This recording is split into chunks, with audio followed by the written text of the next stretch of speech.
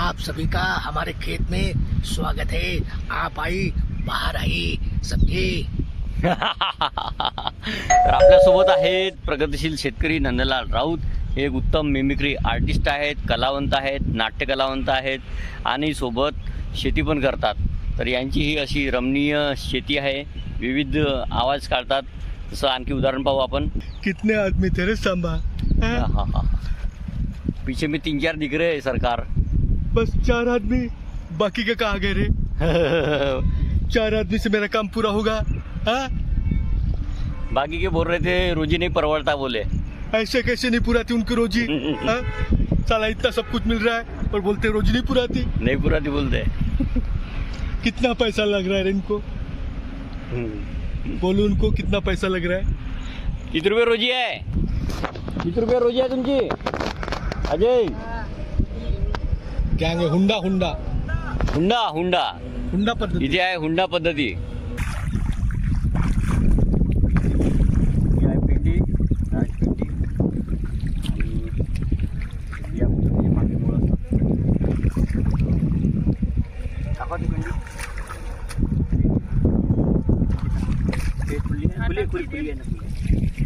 या पद्धतीने गाडी पकडून त्याला रोजायची 2 ते 3 इंच.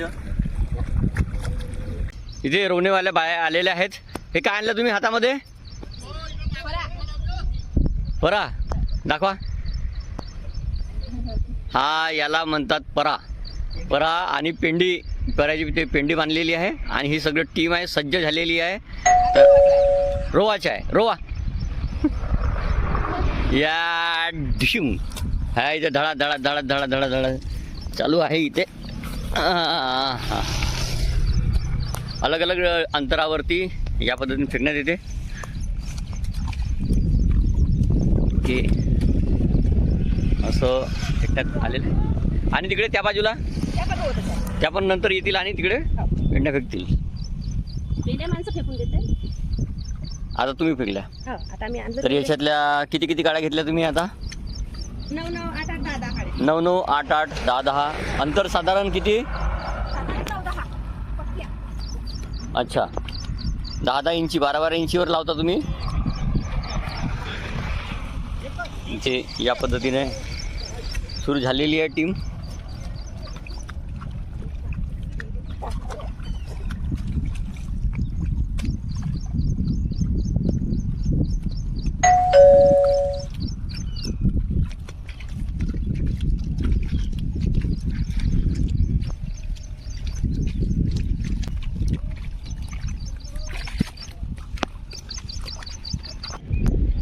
ही आहे दुसरी बांधी, ही आहे तिसरी बांधी. हा आहे परा लागवड केलेला इथे. किती? 6,000 रुपये एकर चालू आहे. त्याच्यामध्ये काय काय आला? पूर्ण लावून देणे. अच्छा, परा उपळून देणे, त्यांच्यात महिला असतात, पर पेट्या फेकून देणे बांधीभर, हां आणि त्यांच्या महिला ते पूर्ण रोवून देतील. अच्छा. ऑल टोटल हा रेडीमेड काम समजा. रेडीमेड काम आहे पूर्ण. मला इकडे तिकडे गावात बाया पाहण्याची गरज नाही, हां हां पेंड्या फेकणाऱ्याची आवश्यकता नाही, हां, हां. कारण की हे सगळं ते करतात. म्हणजे ऑल टोटल तुम्हाला जे धान शेतीसाठी पाहिजे, रोवणीसाठी पाहिजे, ते सगळं मजूर पुरवठा यांच्याकडे. अच्छा, त्यामुळे आता शेतकऱ्यांची तेवढी होणार धावपळ आहे, वाचली. हा, कमी होते. 6,000 रुपये एकरा आम्ही देतो आणि शेतकऱ्यांची धावपळ कमी होते, वेळेची बचत होते. साधारण किती लोक आहात तुम्ही? 16 लोक. 16 लोक. आणि 6,000 रुपये एकरच्या भावाने घेतात. 2 एकर लागवड होते. 2 एकर लागवड होते रोजची. रोजची. ओके. म्हणजे 12,000 पर डे. त्याच्यामध्ये तुमचे सगळं साहित्य वगैरे. जायचे आम्हाला पण आम्ही घोडा तो थोडा घोडा दाखवा आमच्या प्रेक्षकांना. घोडा दाखवा. जसं काही शहरातील आमचे प्रेक्षक आहेत जे चॅनल पाहतात, त्यांना माहीत नाही घोडा म्हणजे काय होते. तो थोडा वरती उचलून दाखवा. हा तो घोडा आहे, पहा. हा घोडा, हा लाकडी घोडा आहे. याच्यावर बसण्याकरता घोडा. हा बसण्याकरता घोडा म्हणतात याला. दोन्ही बाजूनी याला बेस असते. त्याच्यामुळे कसं आपण चिखलामध्ये आपला पॅन्ट ओला होत नाही, चिखल लागत नाही, बसण्याची सोय व्यवस्थित होते. आमच्या प्रेक्षकांना तुमचं नाव सांगून द्या. मोरेश्वर रावणकर. मोरेश्वर रावणकर. श्रीलंकेचे का? रावणकर देवमुंड्रीचे. अच्छा, हे देवमुंड्रीचे रावणकर आहेत, श्रीलंकेचे नाही. संपूर्ण नरेश देशमुख. नरेश देशमुख, तुम्ही जी ईश्वरकर, अनिल दुर्वे. देवमुंडरी हा गाव खातच्या अगदी बाजूला आहे. काय तीर्थक्षेत्र, हा नावाजलेलं तीर्थक्षेत्र आहे. दरवर्षी यात्रा भरते. भवानी मातेच्या भवानी मातेच्या मंदिर आहे आणि तिथले हे सगळे शेतकरी गावकरीचे रहिवासी. रहिवासी आहेत तिथले. आणि ह्या बाया वगैरे पण तिथल्याच का? हो. सगळ्या महिला वर्ग सगळे तिथलेच का? तेच आहेत. साधारण तुमच्याकडे किती शेती आहे? माझ्याकडे हे वडिलोपार्जित 1 एकर शेती आहे. 1 एकर. हा, आणि ही धानाची शेती आहे आणि त्याच्यानंतर आपण गव्हाची शेती करतो. हां धानाचा सीझन गेल्यानंतर. हां. आता हा जो परा लागवड केला, 1 एकरसाठी किती तांदूळ तुम्ही लावले? म्हणजे तांदूळची बॅग आता मी जनरली थोडा जास्तच घेतो.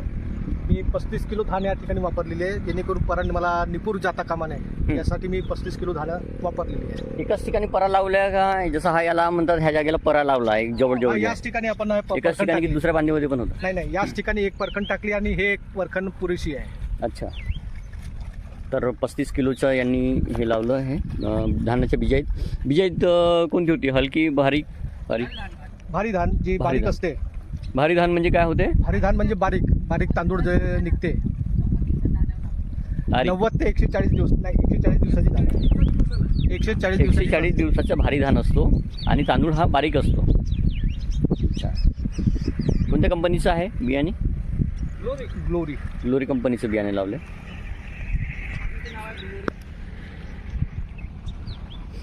या बांधीमध्ये खूप जास्त पाणी दिसत आहे. यामागचं कारण म्हणजे हा पाणी आपल्याला पर्यासाठी कामी पडतो. जर समजा निसर्गाने साथ दिली तर ठीक, पण निसर्गाने जर साथ नाही दिली तर हा पाणी आपण साचून ठेवतो या ठिकाणी, जेणेकरून आपल्याला पर्यासाठी उपयोगी पडेल आणि चिखल्यासाठी उपयोगी पडेल. दरवर्षी मी नहराचं पाणी घेत नाही, मला निसर्गच साथ देतो. निसर्गाचा पाणी हा मी अडून ठेवतो आणि हा अडलेला पाणी माझ्या शेतीसाठी मी वापरतो. तर ही बांधी उंचावर दिसत आहे. उंचावर बांधी असल्यामुळे आणि बाकीच्या बांध्या थोडा खाल भागामध्ये आहेत. तर समजून घ्या की ह्या खालच्या बांधीमध्ये जर पाण्याची गरज भासली तर ह्या वरच्या बांधीच्या जसं इथे तुम्हाला दिसेल, दाखवा.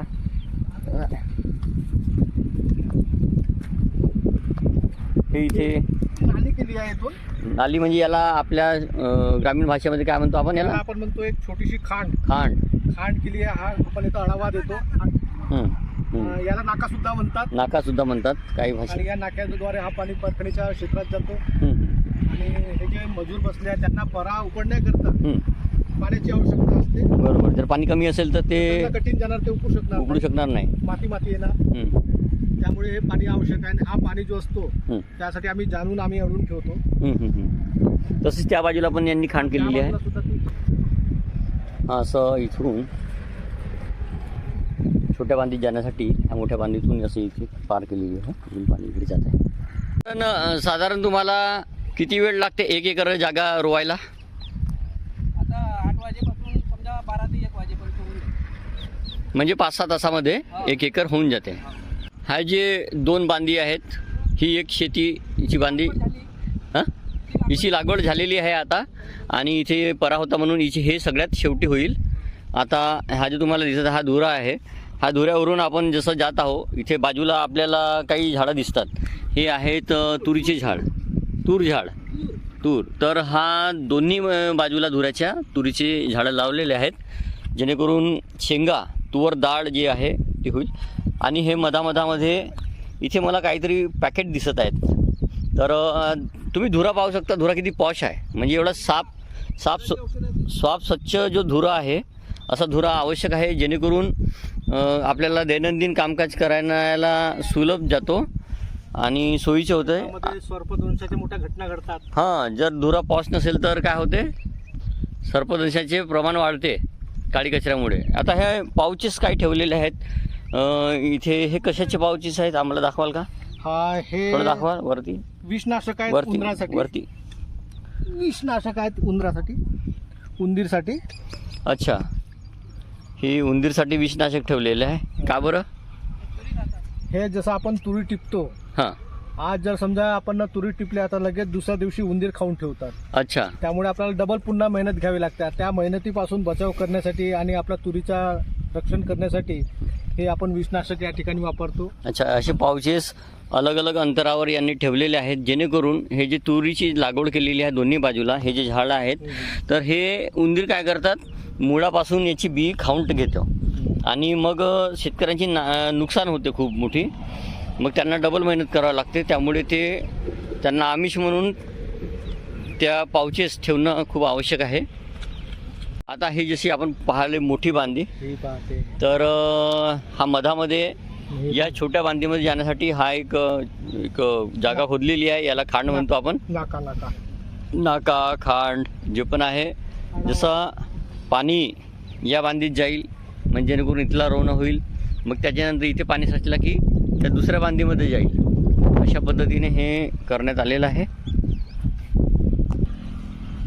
इथे पाहू शकता, हा याला आपण जो धुरा म्हणतो, त्याच्या दोन्ही कडेला मस्त सुंदर अशा तुरीची झाडाची लागवड केलेली आहे. याही बाजूला एका प्रॉपर अंतरावर ठेवलेली आहे. आणि धुरा हा जो आहे हा तणविरहित आहे. तणविरहित म्हणजे याला काही काडी कचरा नाही आहे. येण्या जाण्यासाठी सुलभ रस्ता आहे, जेणेकरून साप आणि हिंस्र अशा विषारी कीटकांचा याच्यात उपद्रव होणार नाही. खूप सुंदर असं मजबूत पण आहेत धुरे दोन्ही बाजूनी. चांगली लागवड केलेली आहे. इथून पण एक खांड सोडलेली आहे, जेणेकरून या बांधीतलं अतिरिक्त पाणी या बांधीत येईल आणि जर इथे पाणी झाला पुरेसा तर मग त्या बांधीत जाईल, त्या बांधीतून मग तिकडे. अशा पद्धतीची ही यंत्रणा आहे. हां, आम्हाला दाखवा ते पेंडी काढून अशी माती. पेंडी काढून दाखव. हां त्या हातातली. हां, ही अशी काढलेली आहे की पूर्ण त्याला दाट चिखल निघालेला आहे. आता त्याला ते पाण्याने धुवून राहिले, जेणेकरून ती पेंडी आणण्याकरता हलकी जाते, म्हणजे ती वजनदार होणार नाही.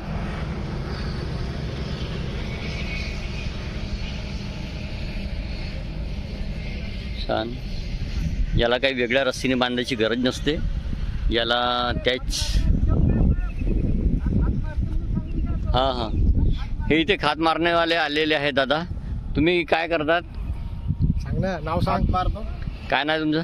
श्रीकृष्ण दयाराम कुते, राहणार देवमुंडरी. देवमुंडरी. पूर्ण टीम देवमुंडरीची आहे. तर तुम्ही इथे रोजीने आहे की हुंड्यात काय? रोजी नाव. अच्छा, प्रमाण चुंगडीप्रमाणे. काय चुंगडीप्रमाणे घेता रोजी? 150 रुपये. 150 रुपये रोजी. तर हा जो इथे तुम्ही रोवणा झालेला आहे, याच्यात कोणता खत मारल्या? इथं युरिया, सेंद्रिय खत, तांदूळ खत, आणि त्याच्यामध्ये कचऱ्याची औषधी आहे. अच्छा अच्छा. आणि झिंक पण आहे. झिंक पण आहे. सोबतच ते सगळ्या मारल्या. छान छान छान. या धुऱ्यावर आपण पाहत आहोत जसं तुरी पण लागवड केलेली आहे, त्याचप्रमाणे इथे हळद पण लागवड केलेली आहे. हे हळदीचं रोपटं आहे. तर असं एक आणखी अतिरिक्त उत्पन्न म्हणजे धाना व्यतिरिक्त, तांदूळ व्यतिरिक्त त्यांना घरी खायला हळद पण होईल. वरण बनवण्यासाठी ही तुरीची डाळ पण त्यांना मिळेल. तर असं अतिरिक्त उत्पन्न हे एका शेतीमधून, धान शेतीमधून घेऊ शकतात. हा इथे आपल्याला पाहायला भेटत खेकडा. हा खेकडा आलेला आहे. हा धान शेतीमध्ये नुकसान करतो. हा किती वेगाने जात आहे खेकडा. हे असे खेकडे धान शेतीमध्ये येतात आणि पिकाची नासाडी करतात. त्यामुळे हे जे धोरे आहेत हे मजबूत करण्यात आलेले आहेत, जेणेकरून पोखरू नये खेकड्यांनी. पण तरी एखाद येऊनच जातो. भावनी पेंड्या आणलेल्या आहेत. आता ह्या पेंड्या देतील बायांना अलग अलग ठिकाणी. इथे टीम सज्ज झालेली आहे. युद्ध पातळीवर काम सुरू आहे.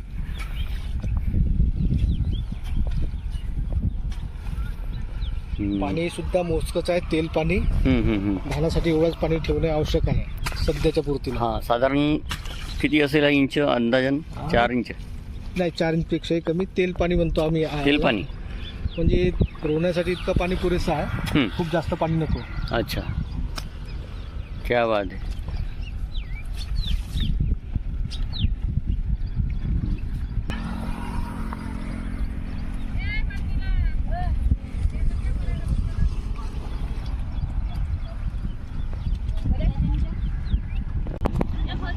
अतिशय सुंदर पद्धतीने इथे रोवणी सुरू झालेली आहे. पहा एक चांगल्या अंतरावर आणि सुटसुटीत पद्धतीने हे रोवणं करत आहेत. आता लवकरच हे गवळण गाणे धानाचे रोवणीचे म्हणणार आहेत. सीमा आहेत आपल्याकडे आणि पायल पण आहे.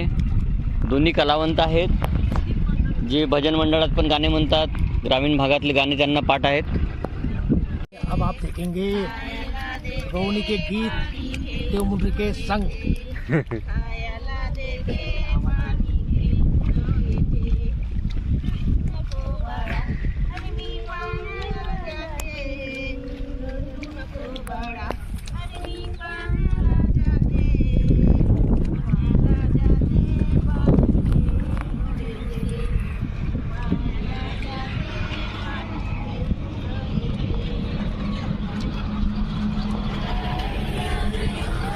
तर असे हे रोवणीचे गीत सुरू झालेले आहेत. मजेदार असे गीत आहेत, पारंपरिक गीतं आहेत. मी या गीताचा आस्वाद घ्या. जर चॅनलवर नवीन असाल तर कृपया चॅनलला सबस्क्राईब करा. खाली दिलेली बेलची बटन अवश्य दाबा जेणेकरून असेच नवीन व्हिडिओ सर्वात आधी तुम्हाला पाहायला मिळतील.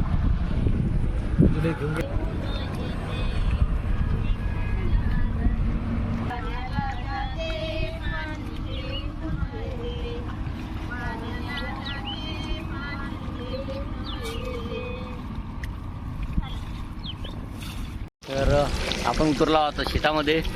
हा आहे परा. असं या पद्धतीचं पांढरे मुळे इथे. तुम्ही दिवसभर ह्या पेंड्या फेकता शेतामध्ये. पाणी थंड राहते, माती थंड राहते.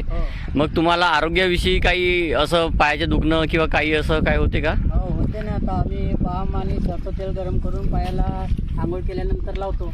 अच्छा, रात्री. आणि इथे येण्यापूर्वी पण काही लावता का? याच्या आधी बाम वगैरे काही असलं लावून टाकायचं. बाम नाही दुखत नसलं तरी पण पायाला लागत नाही जास्त. बाम लावला नाही की तेल? तेल बाम कोणतंही. अच्छा अच्छा अच्छा अच्छा. तुम्ही दिवसभर इथे रोवणा करता तर तुम्हाला जसं हाताला जे नखं वगैरे आहेत तुमचे, दाखवा इकडे. हे जे नखामध्ये जसं माती वगैरे जाते, थोडेसे हे होतात, तर तुम्हाला काही त्रास होतो का नंतर? औषधी वगैरे लावतो. औषधीमध्ये कोणता लावता औषधी? औषधी म्हणजे आपला सरसोचं तेल, त्याच्यात लसणाची कढी वगैरे टाकायची, अच्छा. ती लावून घ्यायची. तर ही काळजी घेणं आवश्यक असते. आणि हातापायाला वगैरे पण मग काय? हातापायाला पण सरसोचं तेलच लावते. अच्छा अच्छा. म्हणजे हे ग्रामीण भागातील घरगुती उपाय झाले आहेत.